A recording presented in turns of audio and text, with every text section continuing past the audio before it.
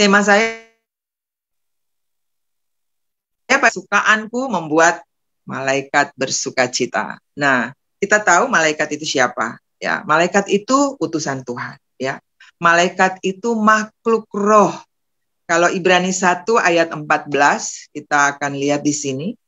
Bukankah mereka semua adalah roh-roh yang melayani, yang diutus untuk melayani mereka yang harus memperoleh keselamatan.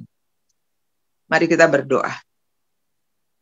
Bapa, di dalam nama Tuhan Yesus Kristus, Tuhan yang kami sembah, Tuhan yang kami panggil, Tuhan yang kami sangat percaya bahwa Engkau tetap setia bagi kami, di dalam kasih, di dalam kuasa, di dalam janji-Mu bagi setiap kami yang percaya kepadamu. Pagi hari ini kami diizinkan Tuhan untuk tetap hidup, berkarya, beraktivitas, melayani. Apapun yang kami kerjakan di hari ini, kami tahu bahwa Engkau yang menjadi prioritas, Engkau menjadi tujuan utama kami hidup di dalam dunia ini. Dan pagi hari ini setiap saudara termasuk saya yang ada di sini, kami rindu untuk Engkau mengajar kami. Roh Kudus, ini waktu-Mu berbicara bagi setiap kami, mengajar kami lebih dari apa yang akan kami sampaikan pagi hari ini. Karena aku percaya bahwa pengurapan Tuhan ada atas setiap kami. Dan kalau pengurapan Tuhan ada di atas kami, maka pengurapan itu juga akan membawa kami sampai kepada destininya Tuhan bagi kami.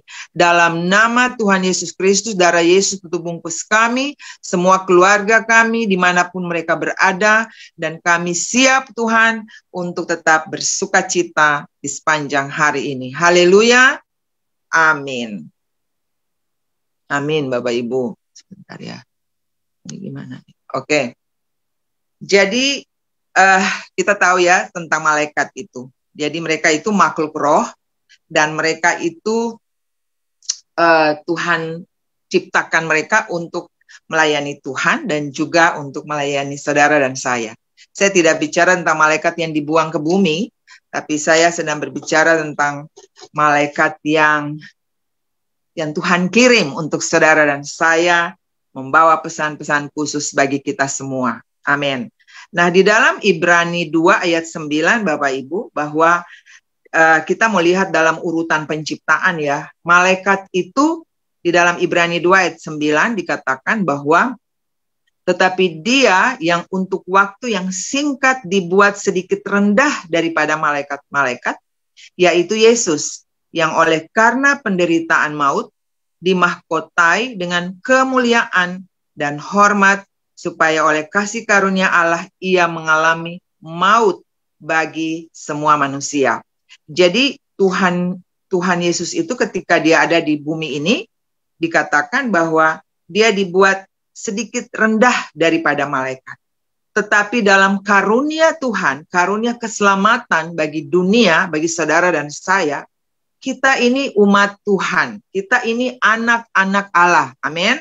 Sedangkan malaikat itu adalah hamba. Dia adalah hamba, dia adalah pelayan yang melayani manusia juga. Keren ya.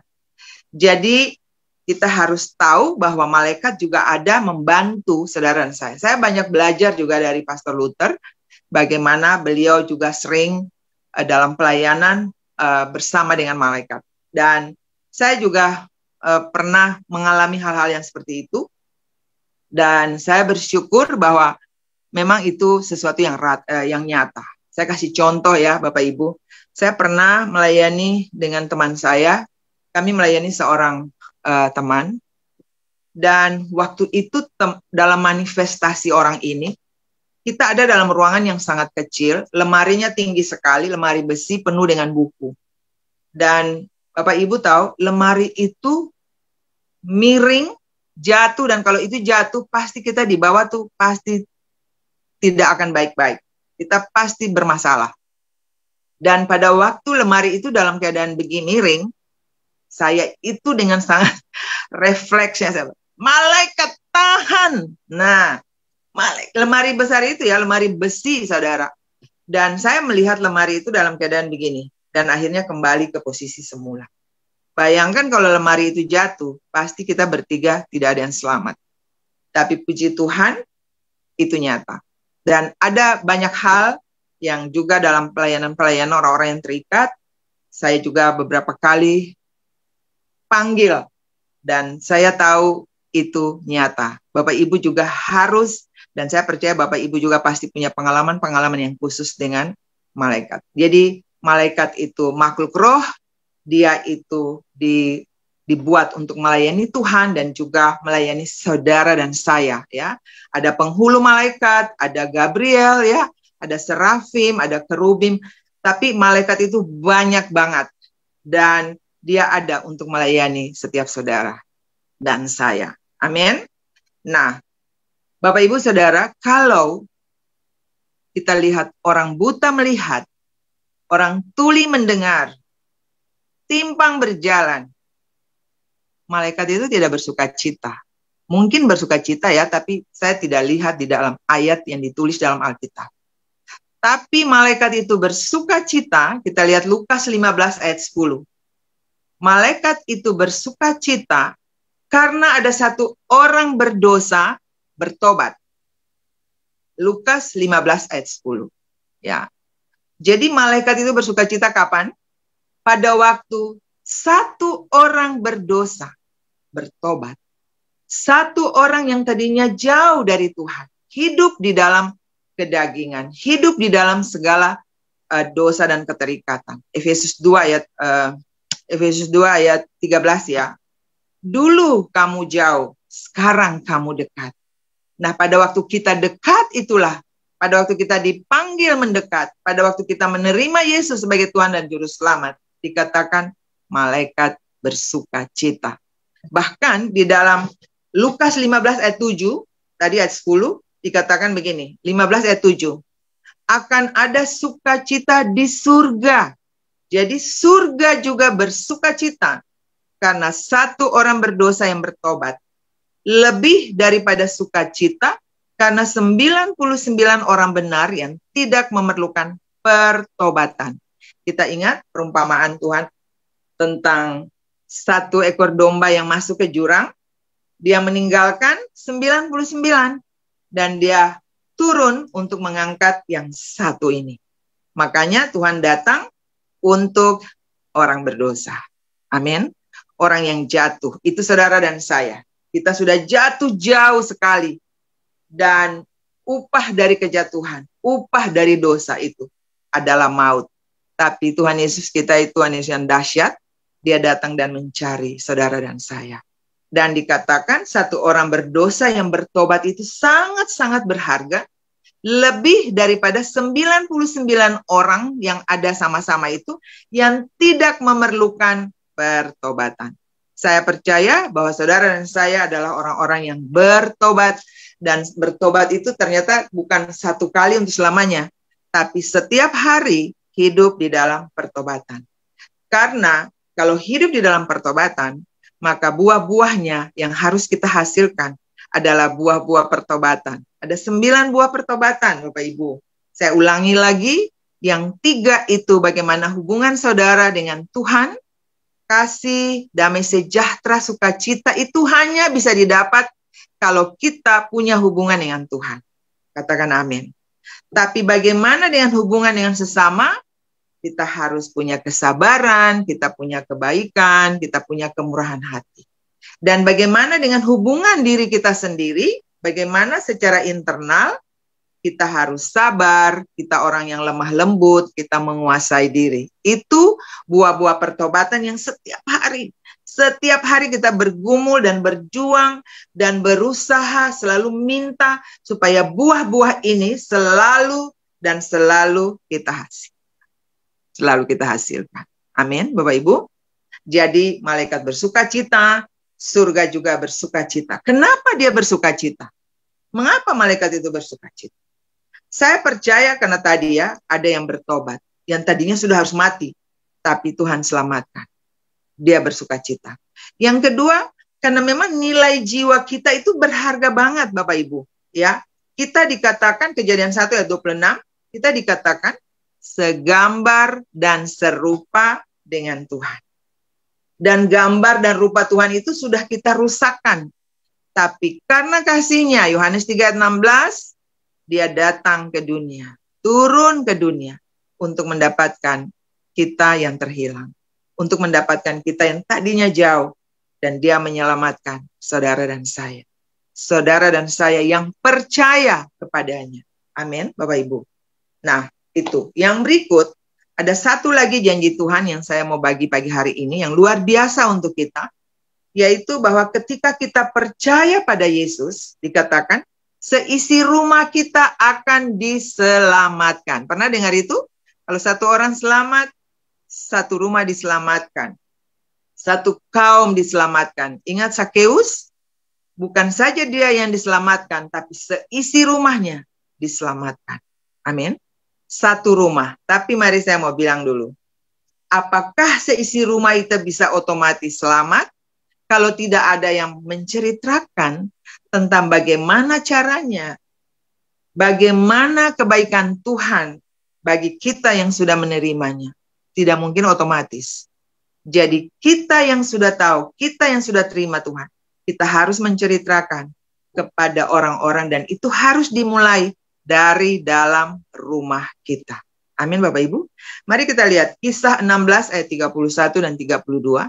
Kisah Rasul 16 ayat 31 dan 32. Dikatakan, percayalah kepada Tuhan Yesus Kristus dan engkau akan selamat. Engkau dan seisi rumahmu. Amin. Lalu mereka memberitakan firman Tuhan kepadanya dan kepada semua orang yang ada di rumahnya. Pada jam itu juga kepala penjara dan keluarganya memberi diri dibaptis. Ia gembira karena seisi rumahnya telah menjadi percaya kepada Allah. Ini kepala penjara yang di Filipi pada waktu dia pikir Paulus, mereka sudah kabur dari dalam penjara dan dia pengen untuk bunuh diri. Tetapi apa yang terjadi? Ternyata mereka tidak melarikan diri, dan akibatnya adalah dia sendiri menerima Tuhan. Dan bukan dia saja, tapi seisi rumahnya. Saya percaya saudara dan saya yang ada di sini, kita dipakai Tuhan, kita dipilih Tuhan, kita ditetapkan Tuhan untuk juga menyampaikan kabar baik kepada orang-orang yang ada di dalam rumah kita. Amin Bapak Ibu. Nah, mari kita lihat satu lagi. Tapi bagaimana orang yang tidak percaya bisa bertobat? Satu-satunya cara adalah dengan kita harus memberitakannya. Roma 10 ayat 13-15 kita akan lihat. Ayat 13 bilang begini. Sebab barang siapa yang berseru kepada nama Tuhan akan diselamatkan. Ayat 14. Tapi bagaimana mereka dapat berseru kepadanya jika mereka tidak percaya kepada dia? Oke. Bagaimana mereka dapat percaya kepada dia jika mereka tidak mendengar tentang dia? Bagaimana mereka mendengar tentang dia jika tidak ada yang memberitakannya? Dan bagaimana mereka dapat memberitakannya jika mereka tidak diutus? Seperti ada tertulis betapa indahnya kedatangan mereka yang membawa kabar baik. Bapak Ibu pernah alami dan merasakan bahwa ketika kita menyampaikan sesuatu, menyampaikan firman Tuhan, orang lain yang mendengar akan bilang, terima kasih, puji Tuhan. Saya sangat diberkati. Wow, jadi betapa indah bila saudara dan saya pergi dan menyampaikan kabar baik, yaitu firman Tuhan. Amin. Nah, Bapak Ibu saudara yang Tuhan Yesus, banyak sekali janji-janji Tuhan untuk kita semua. Nah, apa yang harus kita kerjakan sekarang? Apa yang harus kita lakukan sekarang? Supaya surga bersukacita. Supaya Tuhan juga bangga. Kita adalah perpanjangan tangannya Tuhan di bumi. Betul? Ada misinya yang harus kita lanjutkan. Jangan itu berhenti pada saudara dan saya. Apa yang harus kita lakukan sekarang? Tidak ada cara yang lain. Tidak ada cara yang lain. Pergilah, jadikan sekalian bangsa murid. Dan baptis mereka, ajar mereka melakukan segala sesuatu yang Tuhan perintahkan. Amin. Beritakan Injil baik ataupun tidak baik waktunya. Dan Ini satu hal yang kemarin Tuhan lagi ajarkan saya. Waktu saya mau melakukan perjalanan pergi ke daerah di Maluku, saya pergi dengan teman-teman. Banyak sekali hal-hal yang kami lihat di sana. Bagaimana penyediaan Tuhan bagi kami sangat dahsyat, teman-teman. Orang-orang yang haus dan lapar itu banyak banget, ya. Tapi banyak juga yang terikat, banyak yang sakit, banyak sekali, ya. Dan akhirnya apa? Saya melihat banyak kelepasan yang Tuhan lakukan untuk mereka. Banyak orang-orang yang sembuh, banyak orang-orang yang juga menerima Tuhan Yesus sebagai Tuhan dan Juru Selamat mereka. Keren banget, ya. Nah, kemudian ini yang waktu saya mau pergi keluar dari daerah saya, Bapak Ibu, saya mendapat sedikit tantangan justru dari dalam keluarga, dari dalam rumah. Karena memang suami, anak saya berpikir, mama nih sudah usia, mau jalan kemana-mana lagi, nanti bagaimana di jalan, dan macam-macam. Jadi saya merasa, wow, tapi saya tenang saja, ya memang saya harus banyak berdoa, Bapak Ibu. Tetapi akhirnya Roh Kudus ngajar saya begini. Ternyata memberitakan Injil atau menyampaikan kabar baik, memang itu kan dikatakan harus dimulai dari mana? Yerusalem. Itu berbicara tentang dari rumah. Dari rumah. Supaya apa? Supaya ada keseimbangan dalam keluarga. Saya percaya di sini ada banyak ibu-ibu atau bapak-bapak yang jalannya satu ke kiri, satu ke kanan dalam keluarga. Ibu pergi beritakan Injil atau bapak pergi beritakan Injil, berpisah sendiri-sendiri. Ini fatal banget. Atau anak-anak dan ibu-ibu tidak, atau orang tua berbeda. Jadi saya diingatkan gini, harus dimulai dari dalam rumah. Yang namanya memberitakan Injil sampai semuanya sepakat, semuanya berdiri sama-sama tinggi, semuanya ada dalam keseimbangan, itu akan sangat jauh bermanfaat daripada tidak sama sekali. Karena itu akan mendatangkan masalah, teman-teman. Jadi, mari Bapak Ibu yang siap untuk pergi melayani Tuhan, siapkan dari dalam pertama. Siapkan. Sehingga pada waktu kita mau pergi, semua keluarga akan mendukung. Memang akhirnya keluarga saya mendukung dengan doa, dengan dana. Benar ya? Tapi kalau tidak ada keseimbangan itu, pergi dengan malapetaka, pergi dengan kata-kata yang sangat buruk, ya. Tetapi firman Tuhan juga dalam Matius 10 bilang bahwa musuh mereka adalah orang-orang di dalam seisi rumah juga. Itu kan yang barang siapa yang dia mau pergi tapi ingat suami, ingat anak, ingat orang tua kan tidak layak bagi Tuhan. Betul ya? Jadi supaya semua sama-sama pergi, semua sama-sama mengerti tentang memberitakan Injil, maka rumah, keluarga seisi rumah itu harus paham benar. Sehingga kita sepakat, kita seroh, kita waktu pergi, ada satu pergi, semua dukung dalam doa, benar nggak sih? Tapi kalau tidak, saya dikasih pengertian gini, itu sangat berbahaya. Dan itu banyak sekali dialami hari-hari ini.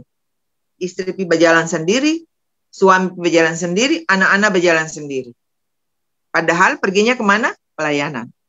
Nah, jadi betul firman Tuhan dimulai dari dalam rumah. Dimulai dari Yerusalem. Supaya ada keseimbangan. Amin Bapak Ibu. Nah, yang berikut, mengapa kita harus pergi sekarang? Sekarang, bukan besok Bapak Ibu. Sekarang ini waktu. Kalau masih disebut hari ini, sudah. Mari lakukan sesuatu hari ini. Mungkin doakan seseorang, ya. Mungkin bicara dan dengar keluhan seseorang dari telepon. Lakukan sekarang. Kenapa? Yang pertama nih, karena saudara dan saya adalah pelaku firman. Benar nggak sih? Kita pelaku firman. Yakobus 1 ayat 22. Karena kita adalah pelaku firman. Kita bukan pendengar saja. Kalau kita cuma dengar, tapi kita tidak pernah melakukan, firman Tuhan bilang begini, kita adalah tukang tipu. Tukang tipu kepada siapa? Diri sendiri.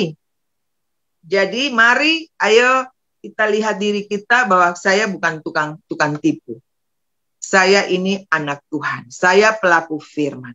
Saya sudah dengar dari dulu, dari saya masih kecil-kecil, sekolah minggu, sampai saya sudah usia seperti ini, Tuhan sudah suruh pergi, dan ceritakan tentang Tuhan. Tapi kita banyak masih tidur, teman-teman.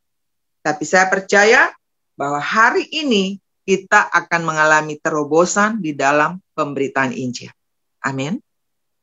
Karena kita adalah pelaku. Ingat, kalau bukan pelaku, penipu. Jadi, ambil keputusan, pastikan bahwa saudara dan saya adalah pelaku firman. Pelaku dalam bidang apa? Jaga perkataan kita. Amin.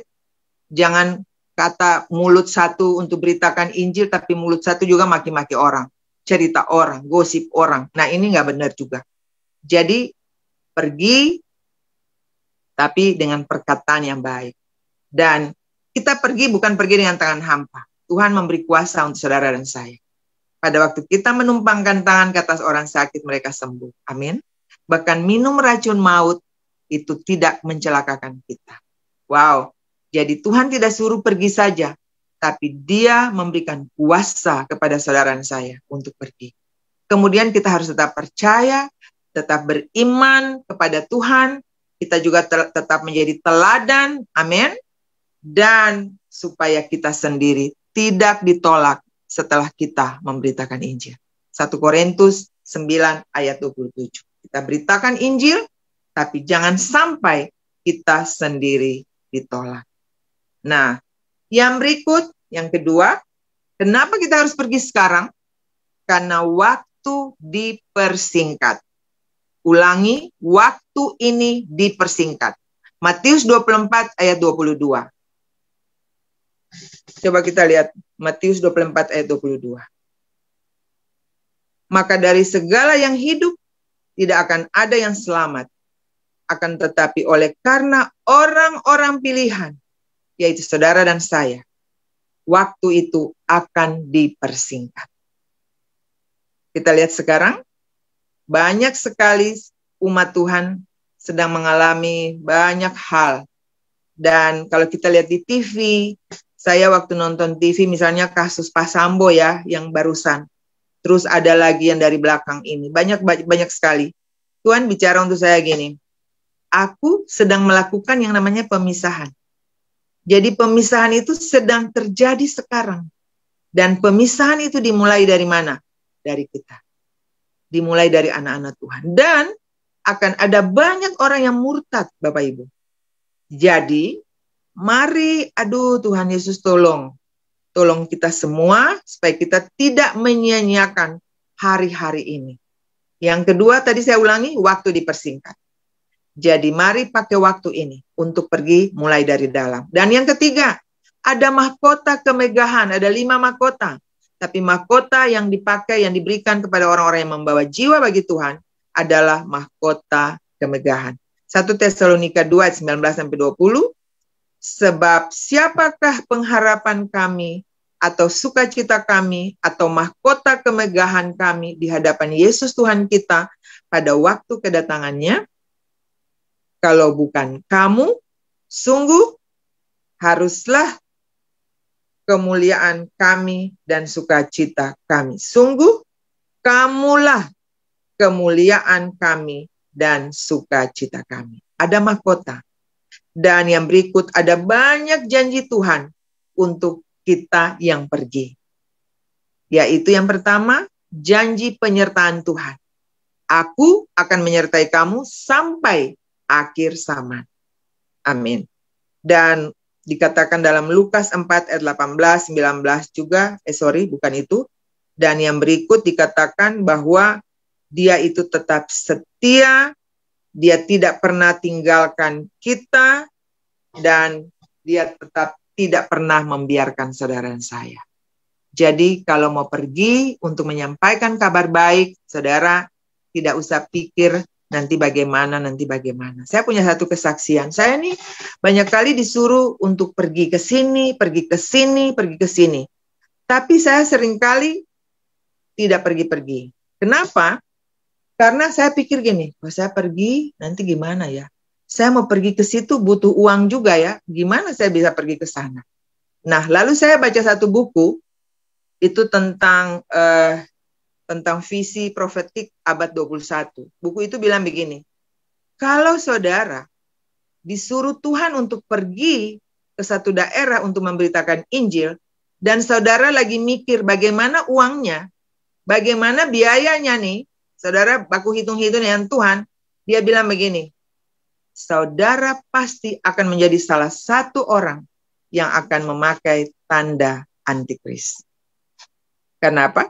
Karena kita tidak percaya. Benar ya? Padahal kalau kita pergi, mujizat itu terjadi. Dan saya sedang melihat hari-hari ini dalam perjalanan saya, Tuhan, waktu kami mau pergi kadang-kadang begini. Tapi Tuhan kita itu Tuhan yang kaya. Buktikan itu hanya pada waktu saudara dan saya pergi. Amin. Jadi Bapak Ibu, firman Tuhan pagi hari ini cukup sampai di sini.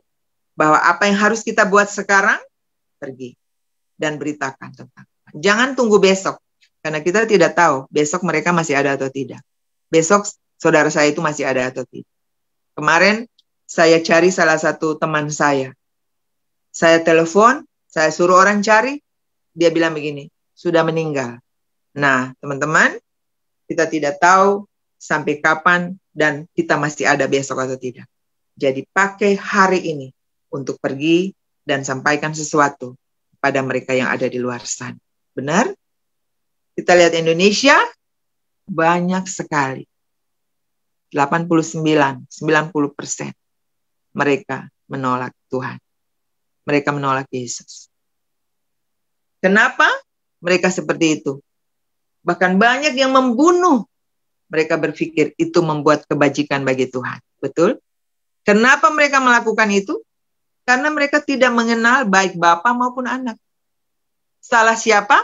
Salah saudara dan saya. Salah gerejanya. Karena kita sudah tahu banyak. Tapi kita tetap menjadi penipu bagi diri kita sendiri. Kita tidak pernah pergi. Kita hanya cukup untuk diri. Yang penting saya selamat. Orang lain memangnya gue pikirin. Tidak. Hari ini saudara, ambil keputusan. Saya mau pergi. Saya pelaku firman. Karena waktu ini benar-benar dipersingkat. Amin. Dan ada mahkota, ada janji, penyertaan Tuhan bagi saudara. Jangan khawatir tentang apapun. Tuhan kita itu Tuhan yang setia. Amin. Nah, Bapak Ibu, mari kita mau doa. Pak Luther, ada yang mau disampaikan? Terima kasih, Tuhan Yesus memberkati. Bapak Ibu diberkati pagi hari ini. Tuhan Yesus memberkati Bapak, Ibu, dan saya. Pastor Luther masih ada nggak? Oh, sorry. Baik. Oh, oke. Ya. Bapak, Ibu, Saudara yang Tuhan cintai, mari kita mau berdoa sama-sama. Seperti kebiasaan saya, kita akan berdoa, kita akan baca satu ayat dulu. Kita baca Lukas 1 ayat 28. Lukas 1 ayat 28. Ya. Sudah baca ayatnya? Ketika malaikat itu masuk ke rumah Maria, ia berkata, "Salam, hai engkau yang dikaruniai. Tuhan menyertai engkau." Ini janji, ini kunjungan malaikat untuk Maria. Dan mari kita minta ini terjadi atas diri kita, terjadi atas keluarga kita. Minta kunjungan malaikat Tuhan ya mendatangi saudara. Sampai saudara betul-betul mengalami sesuatu. Karena malaikat itu adalah utusan yang memang Tuhan kasih untuk melayani saudara dan saya. Panggil, minta rindukan itu. Dan minta supaya kunjungan malaikat itu juga terjadi untuk keluarga-keluarga kita. Dimanapun mereka berada. Untuk apa? Membawa pesan-pesan khusus untuk saudara dan saya. Supaya kita tahu apa yang harus kita lakukan hari ini. Amin. Kunjungan malaikat Tuhan kepada keluargaku, kepada umat Tuhan. Dan kita juga minta terima kasih untuk Tuhan yang telah memberikan kasih karunia-Nya bagi saudara dan saya. Kasih-Nya yang menyertai saudara dan saya, keluarga kami, pelayanan kami, bisnis kami, apapun yang kami kerjakan. minta kasih karunia ini dari Tuhan. Mari kita berdoa. Angkat suaranya Bapak Ibu dan mulai berdoa. Oralaba sekaralaba taka pataka paralabaya nama. Oralaba syaraba paralaba ralaba takaralabaya nama. Kami berdoa pagi hari ini Tuhan. Kami katakan Lukas 1 ayat 28. Terjadi juga di dalam kehidupan kami. Terjadi dalam kehidupanku, terjadi dalam kehidupan keluargaku, suami, anak-anakku, pelayananku, bisnisku. Kami mendapat kunjungan-kunjungan malaikat yang memberikan pesan-pesan khusus bagi kami, bagi umat-Mu. Bagaimana juga Dia menolong kami ketika kami ingat ketika Sodom dan Gomora juga hendak dimusnahkan. Bagaimana malaikat datang, bahkan menarik Lot keluar dari sana. Tuhan, kami minta kunjungan-kunjungan seperti ini juga datang kepada kami, anak-anak Tuhan, kepada setiap pribadi, setiap keluarga mengalami ini Tuhan. Kami mengalami kunjungan malaikat, dan itu sekarang terjadi di dalam nama Tuhan Yesus. Kami berdoa supaya salam yang diberikan kepada Maria, itu juga sampai kepada kami. Kami bersyukur Tuhan, atas karunia Tuhan yang selalu mencari kami. Terima kasih karena Engkau juga menjanjikan bagi kami bahwa Engkau Tuhan yang menyertai kami. Terima kasih Tuhan untuk semua yang terbaik yang Tuhan berikan bagi kami. Kami mau tetap berjalan di sepanjang hari ini dengan kasih karunia daripada Tuhan. Bapa di surga, di dalam nama Tuhan Yesus kami berdoa dan mengucap syukur kepadamu. Tuhan Yesus, terima kasih untuk pagi hari ini. Saya mau berdoa. Saya juga minta biarlah roh Tuhan selalu ada atas kami. Pengurapan Tuhan ada di atas kami semua. Bahkan pengutusan Tuhan untuk kami pergi. Tanda-tanda Tuhan menyertai kami. Kemanapun kami pergi, pengurapan Tuhan itu pergi bersama kami. Untuk menyampaikan kabar baik kepada orang-orang miskin. Untuk menyampaikan kabar baik kepada orang-orang yang buta, melihat, tuli mendengar, timpang berjalan, mati bangkit, lemah dikuatkan dalam nama Tuhan Yesus. Dan biarlah kami juga pergi untuk menyampaikan ini tahun rahmat Tuhan. Dan kami berdoa supaya tahun ini tidak akan berlalu begitu saja. Tapi aku pastikan bahwa aku dan seluruh keluargaku, umat-Mu, umat kepunyaan Tuhan, tidak ada yang binasa. Tetapi kami semua diselamatkan. Ketika kami pergi, ada banyak orang yang ditolong Tuhan. Ada banyak orang yang dilepaskan oleh Tuhan. Terima kasih Bapa untuk pagi hari ini. Di dalam nama Tuhan Yesus, biarlah Roh Kudus menolong kami, supaya kami tetap menjadi pelaku-pelaku firman yang setia. Berdoa untuk Pastor Luther juga, yang sedang melakukan perjalanan pelayanan di hari ini. Tuhan menyertai beliau sampai di tempat tujuan dengan selamat. Semua keluarganya, istrinya Ibu Leni, anak-anaknya, Kakak Chris dan Cherry diberkati Tuhan. Bahkan semua kami umat-Mu yang hadir pagi hari ini, yang lewat Zoom maupun Facebook maupun YouTube, diberkati oleh Tuhan. Aku minta janji-janji Tuhan digenapi dalam seluruh kehidupan anak-anak Tuhan. Terima kasih Bapakku yang baik. Dalam nama Tuhan Yesus kami berdoa dan mengucap syukur. Haleluya. Amin.